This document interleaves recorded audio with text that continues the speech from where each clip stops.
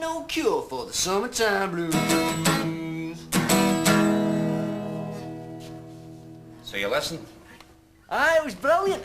Sort of like a Levi's, Wrigley's, Pepsi and Iron Brew advert all rolled into one. Young girl, get out of my mind. You never close your eyes. Fame! You're another mother hound dog. Did anyone else listen? Well, I don't think so. Unless you count Agnes, a nurse sat her next to one of the speakers. But see, she's catatonic, so it's difficult to know whether she was actually listening. You picked a bad time, though. Tuesday at 7 o'clock is Emmerdale. And the patients are very fond of Emmerdale. So I should have started at 7:30? They'd miss EastEnders. 8. They chance the bill. Television's not just a simple diversion here. It's more a way of life. You're not going to pack it in, are you? What do you think? But this station has potential, Eddie. It could be big. It could be very big. Campbell, I have spent the entire evening alone, surrounded by 200 scratched pre-coronation records, broadcasting an equipment that should be in a museum, to one person, down speakers that make me sound like my head's in a bucket. Well, okay, I admit, it's a slow start. But, hang on, Eddie, you're not boring me all that, but I just see a friend of mine flying past the window. Fergus! What are you doing? You're going to hurt yourself! Shall I get a nurse? Fergus! You're going to miss your cocoa, you know. I know. Well, can I have it then? Help yourself. He's escaping. Yeah. He'll be knocking on the door in an hour or so. He always does. Noise hell at the staff. Anyway, Eddie, the only thing we have to do is find a way of getting that lot away for the television. How? Well, a student nurse once accidentally gave everyone in the ward an overdose of laxative. Believe me, nobody was watching TV that night. Campbell, you can't give the whole hospital a laxative. Aye, you're right. Where would I get hold of all that laxative? Well, what about a request show? You've already thought of that, having enough records. So? So, when folk request something, they usually like to be able to play it. Well, we just make them keep requesting until they hit something we actually have. If you can guess a record that we actually have in our library, then we will play it for you with a special dedication. Who could resist? It'd never work. We need some jingles. Hospital radio, St. Jude's, that sort of thing. You need singers to record jingles. And what exactly is sitting here before you? A lunatic. Aye, but a singing lunatic. We can record them in the station, aye? Aye. Brilliant. Now give me the key. Okay. To the station. Look, I've got to start writing the jingles, rehearsing the singers, cataloguing the albums. Campbell, how exactly are you in here? You not guess. I'm manic. But don't worry, the drugs I take make me completely stable. Except for the headaches, of course. I get these headaches, it just comes over me and I can't... Ah, the bells, the bells! And I want my own show, by the way. What? Well, after all this work, I think it's only fair, don't you? Campbell, I can't just give you your own show. You need training on the equipment. So, train me. I'll take Friday nights. Will that not clash with Brookside?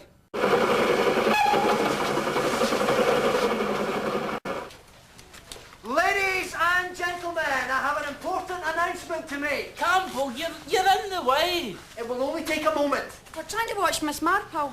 Look, it'll only take 10 seconds. Move afore I move you myself. 10 seconds, that's all I ask. Give him 10 seconds and then maybe he'll shut up. I just wanted to announce that the woman Miss McGillicuddy saw being strangled on the train was in fact Martine Perrot, legal but estranged wife of Dr. Quimper, who murdered her in order to be free to marry Emma Crackenthorpe and inherit the Crackenthorpe fortune. Why did you have to tell us who it ended? There's no point in watching it now. True, which brings me to my second announcement. Was Gardener's World on yet? Look, you're no getting to this television till I've made my second announcement. Right. The gala relaunch of St. Jude's Hospital Radio will take place tomorrow night at 7 p.m. We want Gardener's World. with the very first of our radio request shows in which our very own Ready Eddie will play your requests and dedications live and on the air. So, are you ready to request? Then ready, Eddie, go! Do you mean if I make a request, you'll play it on the radio? The hospital radio. Which means about 3 folk will hear it. Have you got I'm in the mood for love? No. But I've got In the Mood by Glenn Miller. Would you like us to play it for you? I've never heard yet. What about Take My Breath Away? Have you got that? Was that released after 1975? Oh, aye. Then no, but... Well, Oh, well, I mean, we haven't got every record ever released. we want Gardener's World. You wouldn't have My Way by Big Frank on that list of yours, would you? Sold! Give that man a pen and have him step this way. Ta-da! This is amazing. You did this all yourself? Well, nearly. I helped him. Oh, I'm Rosalie, by the way. Much as I hate to take advantage of someone's illness, but she did insist. I'm compulsive, you see. We've sorted out all the donated records, by the way. I filed them alphabetically and catalogued them according to period, artist and song, except for this pile here, which we've left for you because I wasn't sure how to categorise them. Oh, and look, the lead on this speaker is long enough so we can put it in the corridor tomorrow night and attract a wee bit of attention. And I've written about half a dozen jingles, which we can record later on if you want. Hospital radio, St. Jude's, molten golden oldies, da-do, da-do.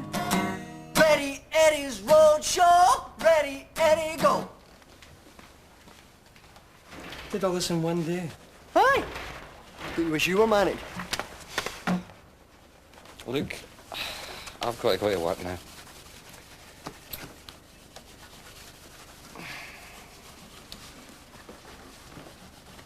Campbell, have you ever noticed, does Nana ever get any visitors? Nana? No. She's out to the Twilight Zone next week, so I hear. A what?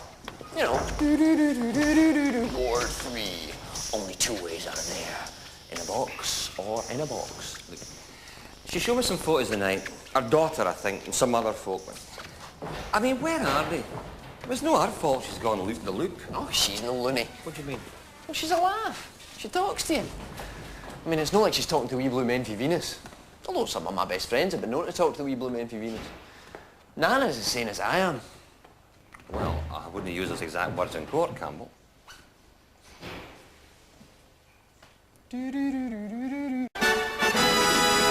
Good evening, this is Ready Eddie, and on my left is my right-hand man, Campbell Bain. and you're listening to the first ever Ready Eddie Radio Request Roadshow.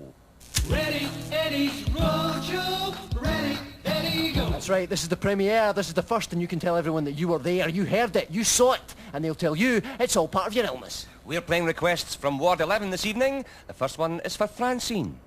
I hope you're listening, Francine. I hope anybody's listening. Is anyone listening? Is anybody out there? The television's broken, Eddie. There is a God. I'm so insecure.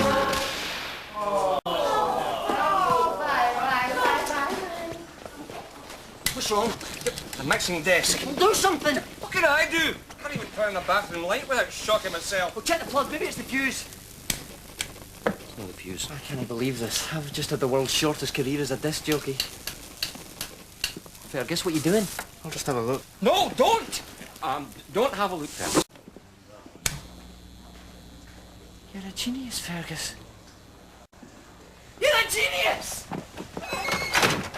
Sorry about the technical problems, folks. We're now back on the air and we hope to keep it that way. Our next request is for Simon and it's dedicated to his girlfriend, Jennifer.